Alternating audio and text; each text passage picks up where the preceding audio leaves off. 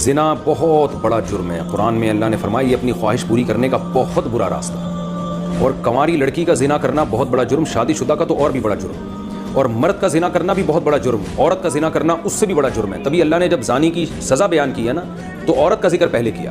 قرآن ہر چیز میں مرد کو پہلے ذکر کرتا ہے, عورت کا بعد میں. چور کا ہاتھ کاٹنے کی باری آئی تو اللہ نے فرمایا چور مرد کا بھی ہاتھ کاٹو اور چور عورت کا بھی ہاتھ کاٹو. یہاں مرد کا ذکر پہلے, عورت کا بعد میں.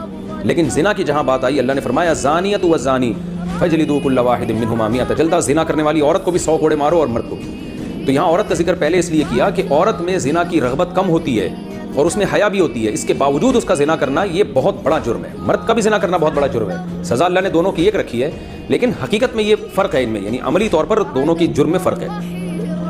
اب سزا اللہ نے ایک کیوں رکھی ہے, اللہ کی حکمتیں ہیں, اللہ بہتر جانتا ہے. تو شادی شدہ عورت اگر زنا کرے تو یہ اتنا بدبودار جرم ہے کہ قرآن کہتا ہے کہ اگر یہ ثابت ہو جائے گواہوں سے اور اقرار سے ایک مخصوص طریقے سے تو ان کو زمین میں گاڑ کے پتھروں سے ہلاک کر دو.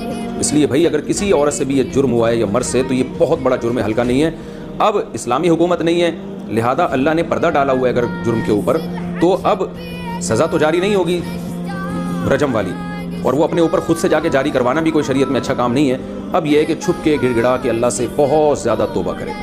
اللہ غفور الرحیم ہے, بڑے بڑے گناہوں کو معاف کر دیتا ہے. اور آئندہ کے لیے ولا تقربوا الزنا, قرآن کہتا ہے ایسے کام بھی مت کرو کہ زنا کی طرف تمہاری رغبت ہو. اس خاتون کو چاہیے کہ خوب گڑ گڑائے اللہ سے اور کچھ صدقہ خیرات بھی کرے, اور دوبارہ من تاب وآمن وعمل عملا صالحا, جیسے اللہ نے سورہ فرقان میں فرمایا جو توبہ کر لے گا اور اپنے عقیدے کو مضبوط کر لے گا اور آئندہ نیک اعمال اختیار کر لے گا تو اللہ اس کے گناہوں کو معاف کر دے گا. تو ان کو چاہیے خوب اللہ سے توبہ کریں اور آئندہ کے لیے اپنی زندگی تبدیل کر دیں. اللہ غفور الرحیم ہے. اور اس پھر سچی توبہ کرنے کے بعد اس جرم کو بھول جائیں, نہ کسی کے سامنے تذکرہ کریں, نہ خود سوچیں ایسے جیسے کبھی کیا ہی نہیں ہے. ایسے اپنے بارے میں یہ ذہن میں رکھیں کہ جیسے میں نے کبھی یہ کیا ہی نہیں ہے, بار بار اس کو سوچیں نہیں. پھر